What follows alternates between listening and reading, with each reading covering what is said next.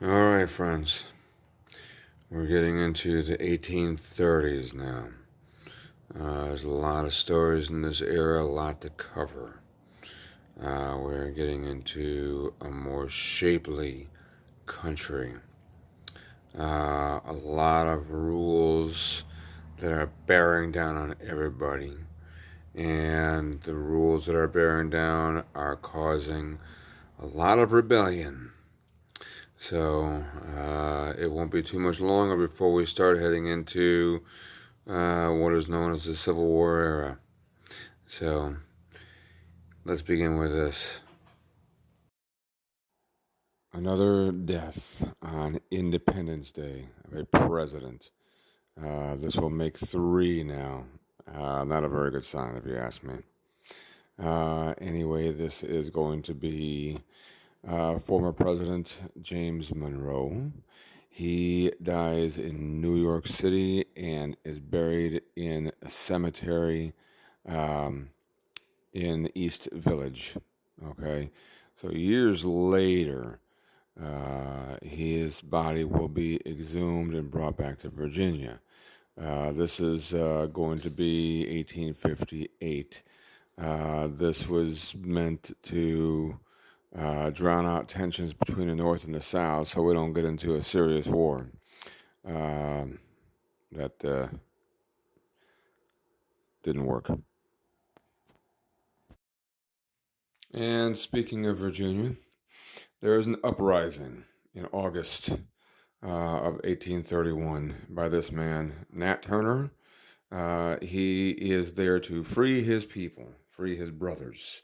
And he begins a rebellion that takes close to 70 lives. At least 51 of these lives are white people. There are escapees, including Nat himself. He is in hiding for a couple of months, and he is discovered. He is captured, and he's brought back to Virginia, where he is hanged. Okay, so in April of 1832, Black Hawk and his men, the Sauk tribe, he is the Sauk leader, and he is leading his people back to his land, which is around Illinois. And he's going to do so whether anybody likes it or not. Okay. He is not looking for bloodshed, where he did not expect it, I'm not sure. But the American people decided that they didn't want him there. So the militia in America formed an army to drive him out.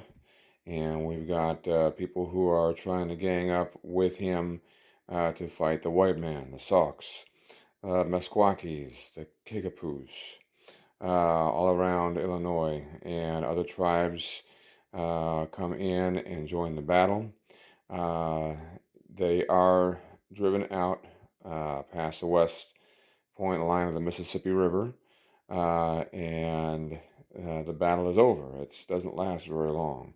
Um, and unfortunately, the Indians are kicked off their land again. This is not their land anymore, and America has taken it. This is the new law, and the Indians just are not welcome back. So, some famous names have come in and out of this battle, some fighting, some not, such as Jefferson Davis, Zachary Taylor, Winfield Scott, and for his first and brief moment in the military, Abraham Lincoln himself. In June of 1832, there is an outbreak of cholera throughout the New York area, which causes many people to panic and flee the area.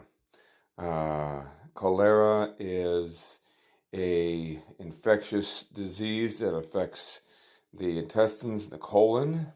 It is often fatal. It is followed by um, vomiting and diarrhea.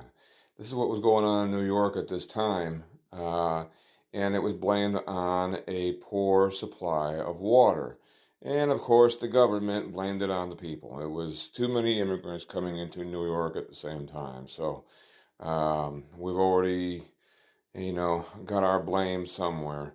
This was something that should have been thought of before there was a takeover, but either way, um, this is going to be the outbreak that's going to kill a lot of people in New York, so they have to flee. On November 14th, 1832, Charles Carroll, the very last living signer of the Declaration of Independence, dies in Baltimore, Maryland, at the age of 95. In March of 1834, Andrew Jackson took control of the banks. Money was distributed by class, rich, immigration, and poor. He did not think this was fair, and it should be um, set up to where the poor in America should be able to benefit as well as the rich. He was censored for this, and he fought that censorship since it was unconstitutional. And him being a Democrat, the Republicans who ran the Senate shut him down and said that his words did not mean diddly. So, in his second term, the Democrats ran the Senate. He still was not able to do exactly what he wanted to with the banks, but he kept on coming after them until his mission was fulfilled with the funds in America. And doing good, he did retire after obviously his second term. And in his biography, the only regret that he said that he had was not being able to shoot Clay, which was the man who was opposing him in the Republican side. Go figure.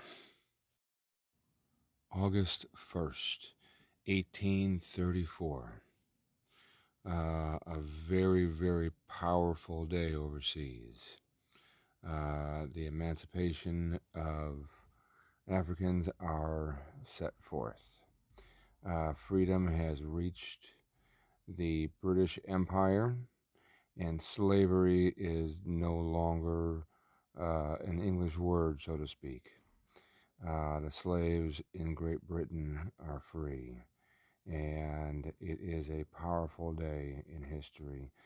A day that will one day soon reach America by certain standards enough to make every man free in America.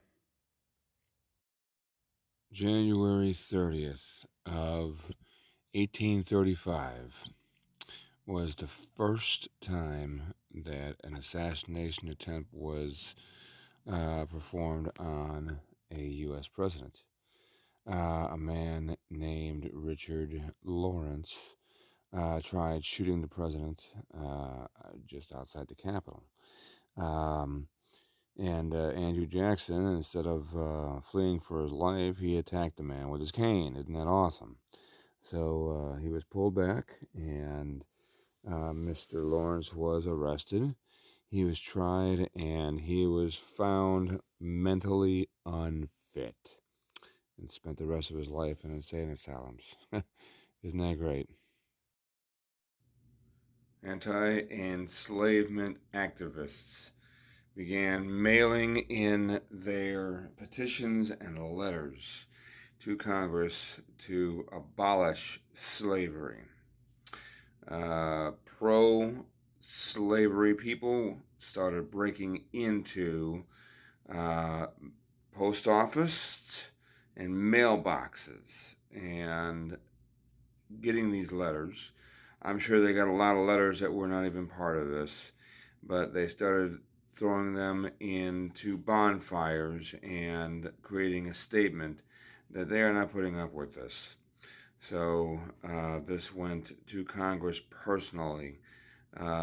People kept their point of view and decided that people who were pro-slavery were not going to win in this. And they brought their petitions verbally to Congress since it was not going to make their way by mail, since there were too many people that decided to tamper with the mail, which was obviously against the law. I'm sure that would become a federal offense, right? So this is just another leap forward to getting to war and trying to keep slavery or abolish slavery forever in America. In December of 1835, Hans Christian Andersen publishes his first book, entitled The Improvisatore. It is an account of his travels in 1833. It becomes an instant hit, thus setting him on his luxurious career. So, just in case the cholera outbreak was not enough in New York, a fire broke out by negligence that burned pretty much a great sum of Lower Manhattan. It was so great that it was seen from Philadelphia. That's ridiculous. That's 80 miles away. So it destroyed an awful lot of the city. Workers started working on this afterwards, and they realized that they had to build better buildings. It wasn't just, building blocks anymore. It was structure, management, structure, professionalism. A lot of time and effort went into the rebuilding of Lower Manhattan. This was one of three fires that would affect the city over the years. The Alamo. Remember this one? So, in January of 1836, Custer set up his men for sitting ducks. That's the best I can put it. The Mexican army decided they wanted to reclaim the Alamo from Texas, and they came in from all angles and defeated the white American, destroying such important lives as Davy Crockett, William Travis Barrett, and James Bowie. This will be a turn of events, allowing Mexico to recapture the Alamo and get complete control of it. We will recap on that in a little while because it does not last for long. So since the British has done away with slavery, now here in America we are having an uprising of people who want to be free. All men should be free, especially here in America, since this is the land that was sought after for freedom. Now we are having uprising after uprising. Former President John Quincy Adams, in January of 1836, has put together the Gag Rule. And this is to let people know that there is a law in place now and these demonstrations need to stop. In reality, all it does is make them more affirmative. The pro-abolitionist has uh, taken away the rights of people speaking against slavery. This will lead to further tensions, eventually leading to a war that says that all men should be free. And quite naturally, the South is on board with John Quincy Adams in Congress with their decision. We have some Northerners that are part of this also. This is part of the Democratic decision that the economy would be more flourished if we kept laws in place. This will soon take a turn for the worse on this rule and the attempts to silence uh, people who are against slavery. And just something interesting to know, just in case you don't. February of 1836, Samuel Colt puts a patent on the revolver. So now you know where guns like the Colt 45 come from. Interesting, huh? So after the Mexican army took over the Alamo and destroyed lives of the uh, United States soldiers that were there, specifically names that were very, very important to the United States of America, such as Davy Crockett, who was known as the King of the Frontier. Well, the United States Army took that very personally. So, an army led by Sam Houston defeated Antonio Lopez de Santa Anna and his army in 18 minutes flat. Um, so, yeah, they took it personally. That was in Houston. And so now we have Houston, Texas. Interesting,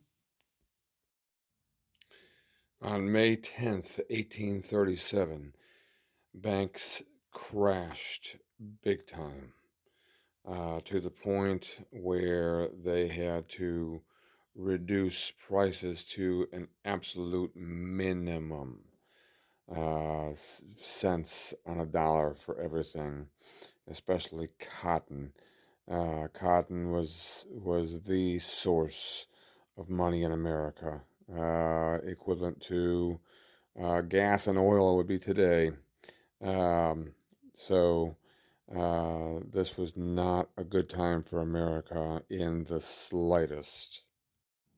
This is known as the Panic of 1937, very equivalent to the what is also considered the First Depression. People have lost their jobs over this.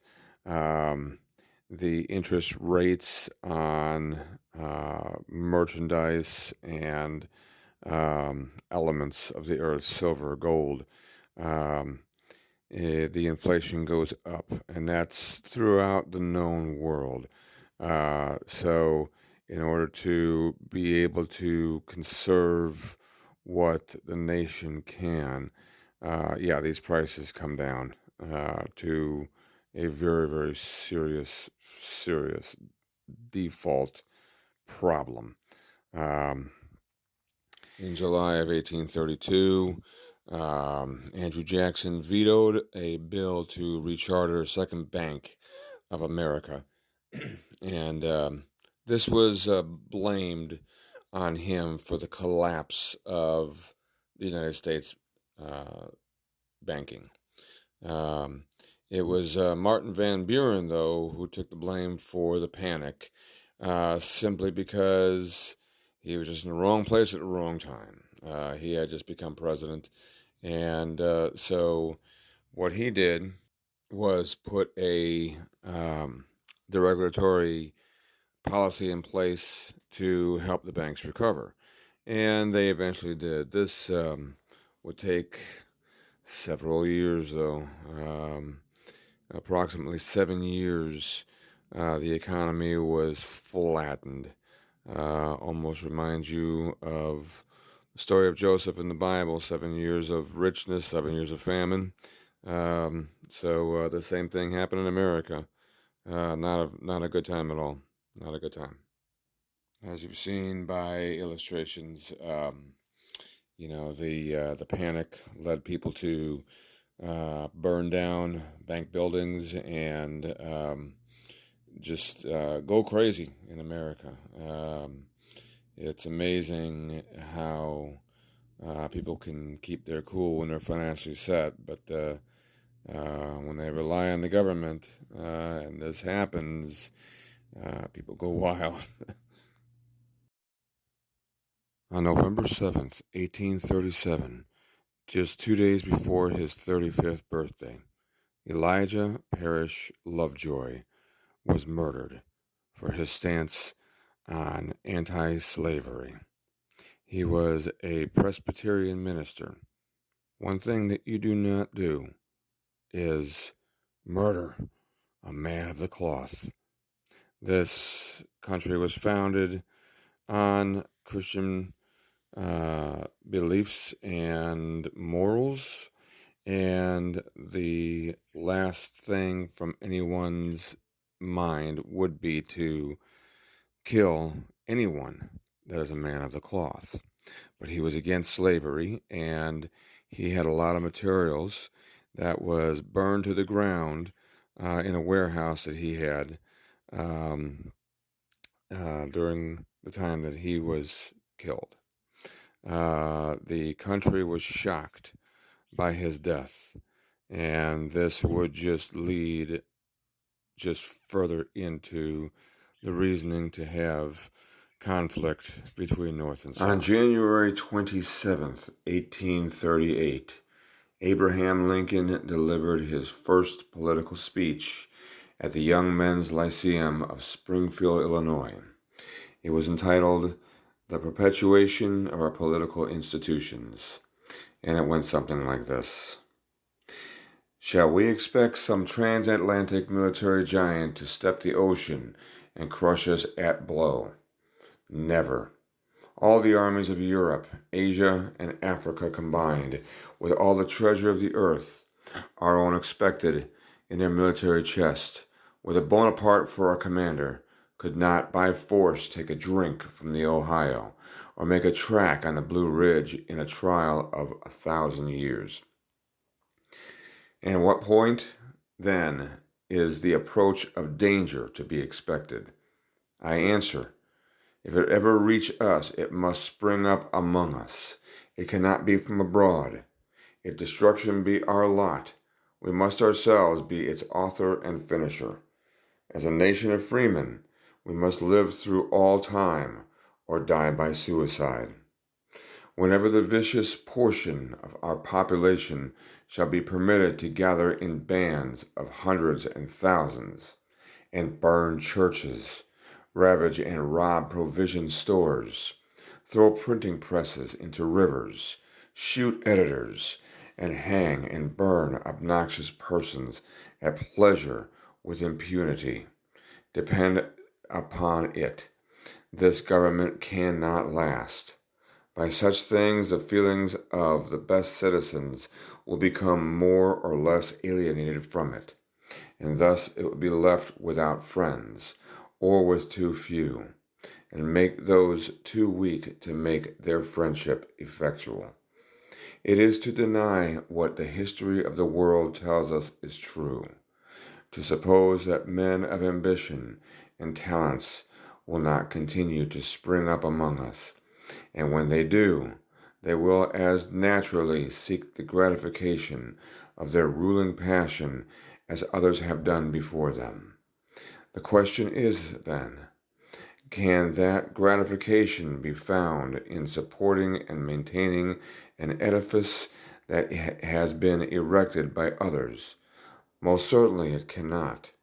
Many great and good men sufficiently qualified for any task they should undertake, but may but ever be found whose ambition would aspire to nothing beyond a seat in Congress, a gubernatorial or presidential chair. But such belong not to the family of lion or tribe of the eagle. What? You think these places would satisfy an Alexander, or a Caesar, or a Napoleon? Never. Towering genius disdains a beaten path. It seeks regions hitherto unexplored. It sees distinction in adding story to story upon the monuments of fame erected to the memory of others. It denies that it is glory enough to serve under any chief. It scorns to tread in the footsteps of any predecessor, however illustrious. It thirsts and burns for distinction, and if possible, it will have it, whether at the expense of emancipating slaves or enslaving freemen. It is unreasonable, then, to expect that some man possessed of loftiness genius, coupled with ambition sufficient to push it into its utmost stretch, will at some time spring up among us. And when such a one does, it will require the people to be united with each other, attached to the government and laws, and generally intelligent, to successfully frustrate his designs. Distinction will be his paramount object, and although he would as willingly, perhaps more so, acquire it by doing good as harm, yet, that opportunity being past, and nothing left to be done in the way of building up, he would set boldly to the task of pulling down. Whew. Got Oh through my it. gosh, I got through it. I got through it. Good job, Abe. That was awesome.